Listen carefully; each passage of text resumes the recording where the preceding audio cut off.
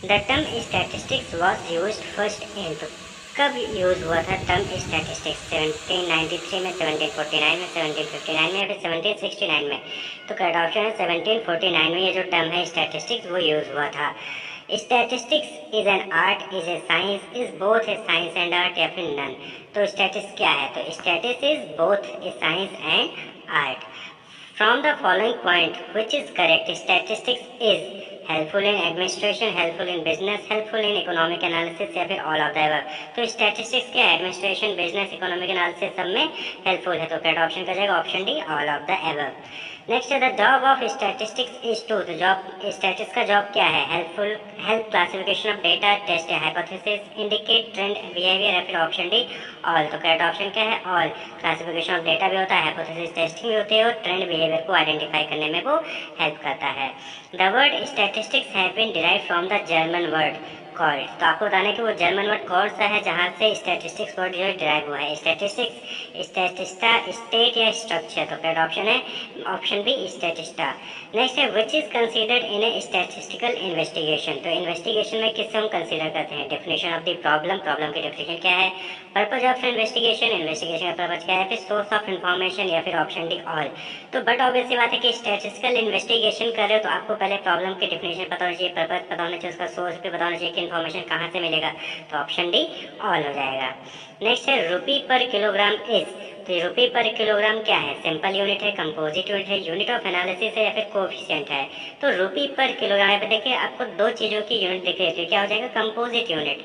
तो होता क्या है कि कंपोजिट वो यूनिट कहलाती है जहाँ पे दो या दो से अधिक जो है सिंपल यूनिट जो है वो कंबाइंड होके लिखा जाता है। तो यहाँ पे देखिए रुपी एक सिंपल यूनिट है, किलोग्राम एक सिंपल यूनिट है, दोनों को कंबाइन करके लिखा गया रुपी पर किलोग्राम, तो ये कंपोजिट यूनिट हो जाता है। अगर सिर्फ रुपी होता है या सिर्फ किलोग्राम होता तो वो क्या कहलाता?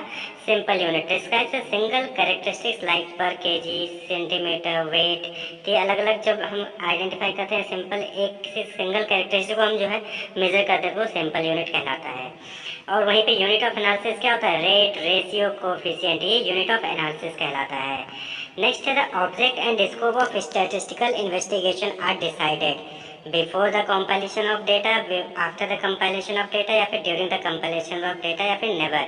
तो ऑब्जेक्ट और स्कोप ऑफ स्टैटिस्टिकल इन्वेस्टिगेशन है कि जो स्टैटिस्टिकल इन्वेस्टिगेशन कर रहे हैं उसका ऑब्जेक्ट क्या, उसका स्कोप क्या है, वो कब डिसाइड होता है? बिफोर, आफ्टर, या during the compilation of data? तो करेक्ट ऑप्शन क्या हो जाएगा? Option before the compilation of data. But obvious बात है कि जब स्टैटिस्टिकल इन्वेस्टिगेशन कर रहे हो तो उसका ऑब्जेक्टिव क्या है, उसका स्कोप क्या है, वो compilation of data, data compile करने से पहले ही हम उसको देखेंगे। A part of population selected to know something about the population is called, तो कोई एक ऐसा पार्ट जो कि हम पॉपुलेशन से सेलेक्ट करते हैं उसके बारे में हम जो है जानना चाहते हैं तो उसको क्या कहते हैं? सैम्पलिंग, सैंपल, सैम्पलिंग टेक्निक, या फिर ऑप्शन डी ऑल? तो उसको कहते हैं, करेक्ट ऑप्शन है ऑप्शन बी सैंपल। यानी कि पॉपुलेशन होता है यूनिवर्स, यूनिवर्स में से हम कुछ पार्ट को चूज करते हैं, कुछ लोगों को चूज करते हैं, सेलेक्ट करते हैं और उनसे हम डेटा कलेक्ट करते हैं, दैट इज कॉल्ड सैंपल, जिनसे हमने डेटा कलेक्ट किया है पॉपुलेशन में से। नेक्स्ट है the number of individual selected in a sample is called, तो number of individual selected in sample, किसी सैंपल में जो जो इंडिविजुअल सेलेक्ट किए गए हैं उनको हम क्या कहते हैं? सैंपलिंग, क्वांटिटी, सैंपल साइज, या फिर सैंपल हाइट? तो नंबर ऑफ इंडिविजुअल उसको क्या कहेंगे? Sample size. सैंपल में कितने लोग हैं उसको क्या कहते हैं? Sample size. In which all the elementary units connected with the problem are studied, तो आपको बताना है कि कौन से नीचे देखिए ऑप्शन में से सभी यूनिट्स को हम जो है स्टडी करते हैं, सर्वे करते हैं। हर को जितना भी जो भी स्टडी होगा उससे रिलेटेड जो भी लोग होंगे सबको हम रिसर्च करेंगे, सबको हम सर्वे करेंगे। क्वेश्चनर में, सेंसस में, इंटरव्यू में, ऑप्शन डी ऑल में। करेक्ट ऑप्शन है सेंसस। सेंसस को कहते हैं कंप्लीट एनुमरेशन, कंप्लीट एनुमरेशन। यहाँ के सेंसस हम अगर कोई कर रहे हैं तो उसमें जितने भी लोग हैं सबसे डेटा कलेक्ट करेंगे, कोई सैंपल नहीं लिया जाता बल्कि सबसे डेटा कलेक्ट किया जाता है। Each and every individual of population is interviewed. Sample में क्या होता है कि पॉपुलेशन से हमने कुछ लोगों को चुना, उससे हमने डेटा कलेक्ट किया क्वेश्चनर और इंटरव्यू के थ्रू। वहीं पे सेंसस में क्या होता है कि जितने भी लोग पॉपुलेशन में हम सबसे डेटा कलेक्ट करेंगे, तो कंप्लीट एनुमरेशन कहलाता है। Which one is essential element of a sample, sample का इसेंशियल एलिमेंट क्या है? Representative, independence, similarity and homogeneity, या फिर ऑप्शन डी ऑल? तो बट ऑब्वियसली बात है कि हम पॉपुलेशन में से कुछ लोगों को चूज करें, दैट इज सैंपल। अब सैंपल उस पॉपुलेशन का रिप्रेजेंटेटिव भी होना चाहिए, इंडिपेंडेंट भी होना चाहिए और सिमिलर भी होना चाहिए, होमोजेनिटी भी होनी चाहिए, तो ऑप्शन डी का हो जाएगा ऑल। नेक्स्ट है ऑल। एडिक्वेसी, देखिए इसके अलावा भी कुछ है, जैसे एडिक्वेसी है, सिमिलर रेगुलेशन कंडीशन है, ये भी क्राइटेरिया होता है सैंपल का एसेंशियल एलिमेंट का। ये भी आप याद रखिएगा कि representative, independence, similarity and homogeneity, adequacy यानी कि not too small not too large, similar regular condition, ये भी एसेंशियल एलिमेंट्स हैं। नेक्स्ट है which law is related to sample investigation. आपको बताना है कि कौन से लॉ हैं जो कि सैंपल इन्वेस्टिगेशन से रिलेटेड है। Law of statistical regularity, law of inertia of large number, या फिर ऑप्शन सी बोथ या फिर नन। तो देखिए सैंपल इन्वेस्टिगेशन में लॉ ऑफ स्टैटिस्टिकल रेगुलरिटी और law of inertia of large number, ये दोनों ही क्या है, रिलेट है, तो ऑप्शन सी बोथ हो जाएगा। Next, law of statistical regularity क्या होता है? तो लॉ ऑफ स्टैटिस्टिकल रेगुलरिटी का मतलब कि sample selected at random should represent the population, यानी कि जो भी आपने सैंपल चूज किया है वो पॉपुलेशन को रिप्रेजेंट करने चाहिए। वहीं पर law of inertia of large number कहता है कि large the size of sample likely the result be more accurate, यानी कि जितना बड़ा आपका सैंपल साइज होगा उतना ही एरर कम होगा, एक्यूरेट होगा जो भी रिजल्ट आएगा। ये law of inertia of large number कहता है। नेक्स्ट है, और law of inertia of large number को हम प्रिंसिपल ऑफ स्टेबिलिटी या फिर मास डेटा भी कहते हैं। Principal of stability of mass data, याद रखिएगा कि स्टैटिस्टिकल रेगुलरिटी में क्या होता है कि हम सैंपल जो सेलेक्ट कर रहे हैं वो पॉपुलेशन रिप्रेजेंट करना चाहिए। Law of inertia of large number कहता है कि आपका साइज, सैंपल साइज इतना बड़ा होना चाहिए कि रिजल्ट जो है जितना ज़्यादा बड़ा होगा उतना अच्छा एक्यूरेट रिजल्ट आपका आएगा।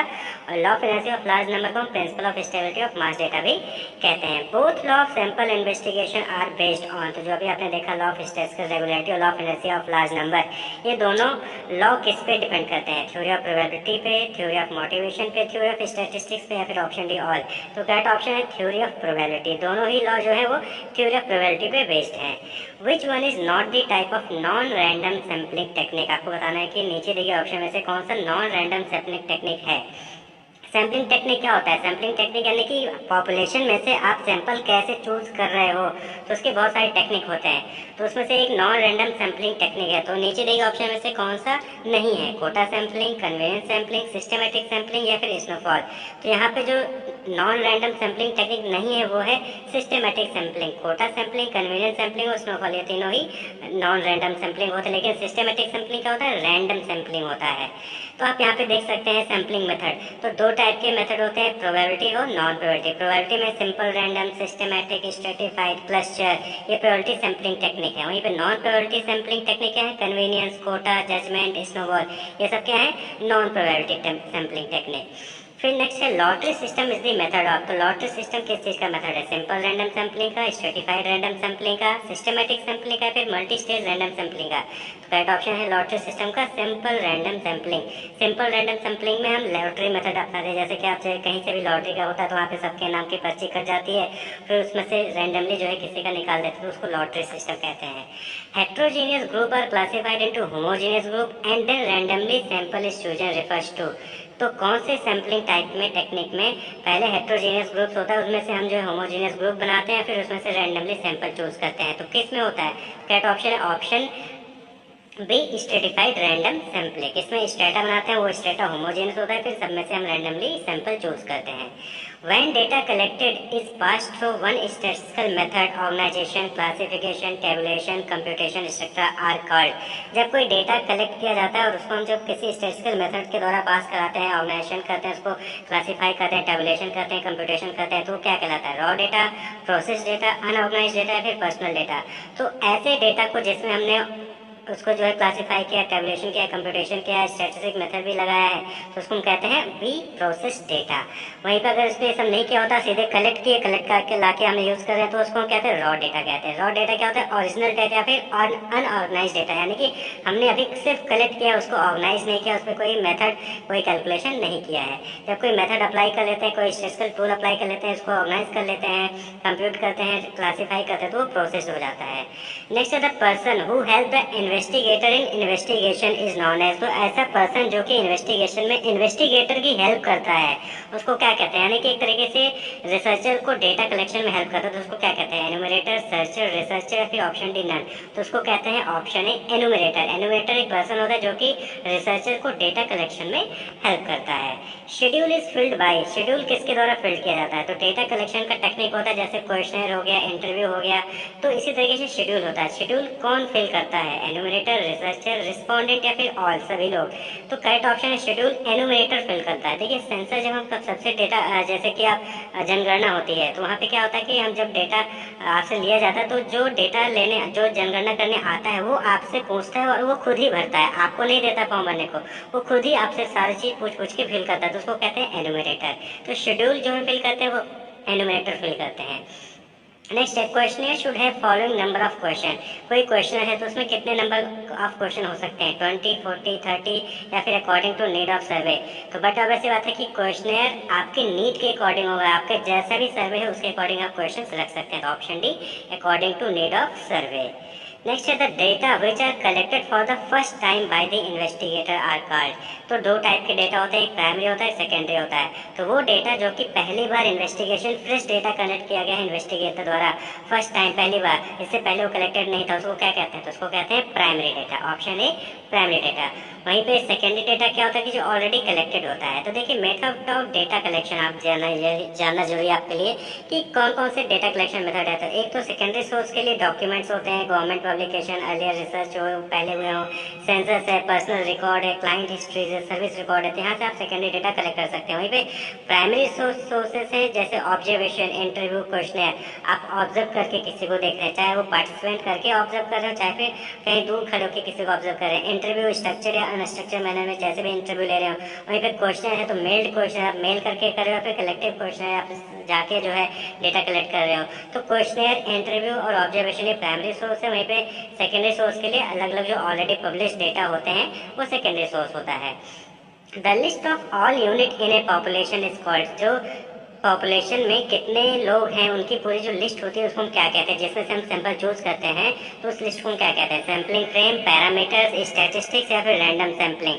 तो उसको हम कहते हैं ऑप्शन है सैम्पलिंग फ्रेम। सैम्पलिंग फ्रेम यानी कि पॉपुलेशन में जितने भी लोग हैं उनकी जो लिस्ट होती है उसको हम कहते हैं सैम्पलिंग फ्रेम, उसी में से हम फाइनली फिर सैंपल चूज करते हैं।